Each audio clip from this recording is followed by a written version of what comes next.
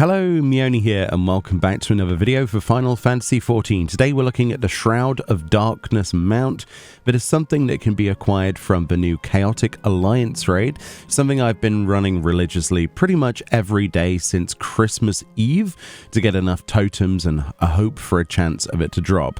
I've actually completed my journey today, in fact last night, as of the 10th of January 2024, and as you can see I've got all of the sets of gear, so we can do a gear showcase. That'll be in another video, don't worry, I won't stretch this one out for 20 minutes. I know people don't like it, but with that I actually got really lucky and got myself the Shroud of Darkness as a roll, on a roll of a 97, so I'm incredibly lucky. So it can drop obviously from the content itself. It's easily some of my favorite content they've added in a very long time. It's kind of like that middle sort of ground between not quite a savage but not quite an extreme. It's kind of in between both of them, and the real difficulty of the Chaotic Alliance raid actually comes from other players more than it does the actual mechanics. The mechanics themselves quite straightforward. You're not actually working against 23 other people.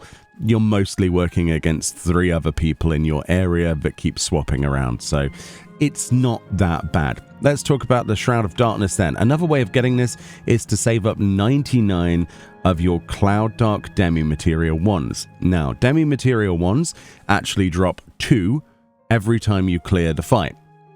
So at a very maximum, to get the mount without getting it as a drop, you would actually have to do this fight 50 times, because obviously 50 is 100, so you'd have 1 extra totem lying by. In theory, that would be the way it is. However, there are things called bonus times. These are unscheduled times, or at least they're not scheduled to the public knowledge. We don't know how to track those at the moment, where essentially certain times, certain data centers will actually get a bonus time. As you can see from a screenshot, it's indicated by having an upwards and a chest arrow next to the actual duty. So ideally, a lot of people wait until that appears and then they do it. You can essentially get 8 bonuses. It's very rare and you're more likely to just get 1. But if you get 8 bonus totems, you also get the ones from your clear. So you could, if you're the luckiest person alive in bonus, get 10 totems in a run. So yeah, that doesn't happen. I've seen 4 totems distributed to 1 person before. Obviously that means that they're getting 6 from there, because 4 plus the 2 you get from the loot. But essentially, once you have your totems, come to Uashapya, which is the NPC in the Nexus Arcade in that of Solution 9, and go to Sublime Curiosities. On here, you will find the Shroud of Darkness for 99 Demi Material Wands. It's worth noting the Shroud of Darkness is not market tradable. This is not something you can sell. However, from the Demi Materia 2s, which are there purely for new player completions and that kind of thing, you can get one of those as either a drop from the fight, if you're lucky, or for 75 of the Demi Materia 2s. We looked at that in a previous video. It's a fantastic mount, but that one is sellable on the market board. So if you never wanted to do this content, but you wanted that mount, you could totally do so. However, you will have to do the content to get the Shroud of Darkness. It says, envelop yourself in this sliver of a Cloud of Darkness's raiment, and know the feeling of being the dread void-sent queen, all-consuming powers of darkness not included. So that's how you would get that. Let's go somewhere nice and pretty and daylight and look at the mount. Alright then, here we are in the Azim Steppe, and it's midday Eorzea time, so let's have a look at this. It is such a wonderful zone to actually showcase things off in. So let's learn this mount then. I've been super excited to get this mount ever since I saw it on a live letter where Yoshi P was flying around on this. Super happy. Summon forth your Shroud of Darkness, a lingering sliver of a Cloud of Darkness's eldritch raiment. A sliver of the eldritch raiment worn by the Cloud of Darkness, appearing to be perpetuated by residual ether, it shows no sign of dissipating and allows its wearer to fly freely. Though soft to the touch like the finest wool, the fog that clings to it results in a persistent clamminess. So is that confirmed that the World of Darkness is probably one of the warmest places then that we've ever been to. Sure, you can't really gauge how warm the 13th is, can you? If it's cold or if it's warm. Darkness shall consume light. A quote there of Igeorm. A nice quote there to include. So let's have a look at this mount then. Ooh, okay, so for your character, it basically puts you in a downward floaty motion, much like the boss.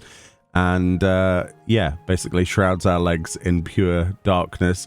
And much like the boss, we do have legs. They actually rendered Cloud of Darkness with legs, which was surprising to me. I don't remember if she had legs forever, or if she did, I never got to see them. But yeah, this is basically what it does for all different character models, regardless of your race. You basically float upside down. It's even funnier on a Lalafell, as you saw with Yoshi P's character. But yeah, it's pretty great. And of course, as you fly around, you glide around on your character. So obviously we've got the shroud sections on the back of your character here, creating this darkness, this velvety cloud. It's pretty cool, isn't it? It's pretty cool. It's a nice thing to add to our collection, and arguably one of the more annoying mounts to get that they've added into the game. Honestly, getting this as a drop was a dream come true, but I was definitely ready to spend my totems on the mount, but fortunately I got it as a drop. I was very lucky, and I got to use my totems for a future video to look at all of the armor pieces. So I've been incredibly lucky with this content, and I got really good luck with some groups as well, quite honestly, because Party Finder has been, well, it's been mostly tower memes if you've been doing Party Finder progress. So the first question is, what music does it have? Yeah, it's the Cloud of Darkness music.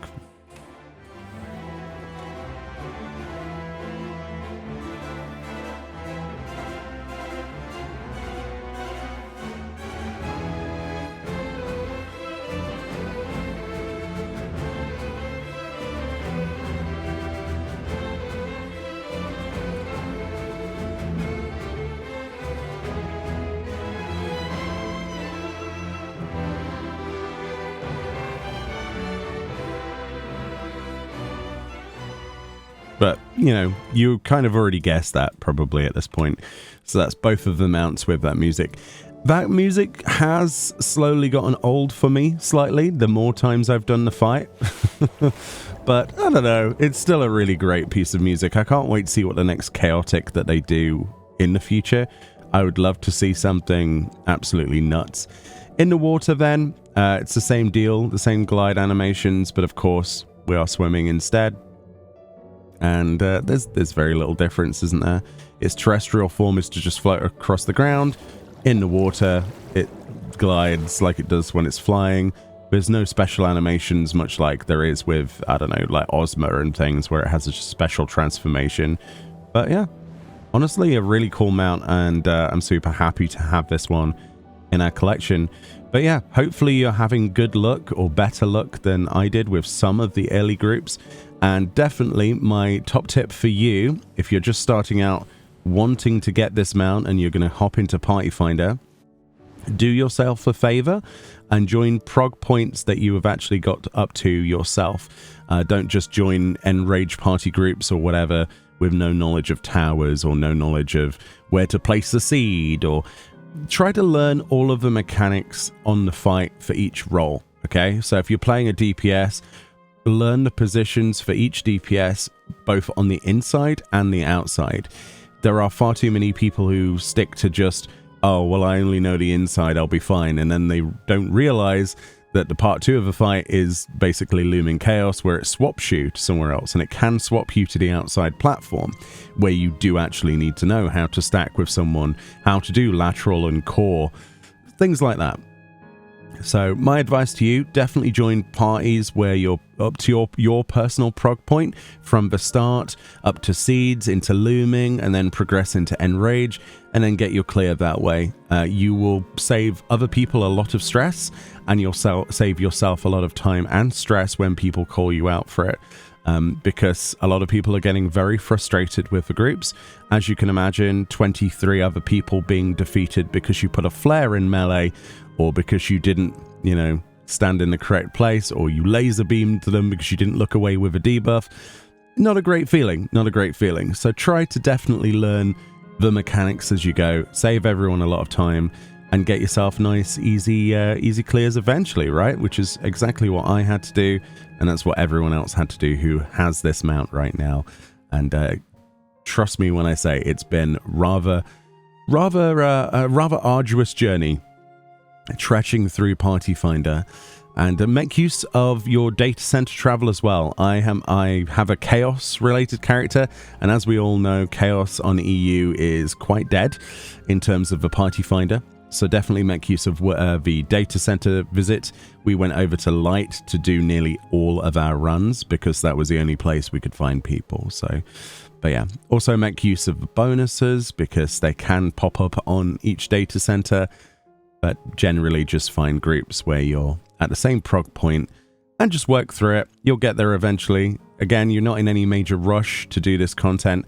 I would say that with 7.2 on the horizon, it would be better for you to do your progress sooner rather than later, because a lot of people like myself were looking for parties that hadn't completed so they could farm their Demi Materia 2s, right? Because people are trying to make Gil in the game. One of the sources of Gil is the 75 Demi Materia 2 Deus mount, the Deus of Darkness that we looked at before, the triangle platform that falls when you press the action button. That sells very highly still, obviously, so a lot of people are trying to get your bonus. So obviously it's a good idea to get that on the go now before other content comes out that will take those players away from the Party Finder, because they'll probably be knee-deep in Savage and stuff, right? Presumably. Anyway, let me know if you've got this one yet, if you like the mount, and hopefully you have some successful runs, and I'll see you all next time. Bye-bye. Yeah, there's like no interactions you can do on this mount because it's a cloud. Oh, such a good journey. I love this fight.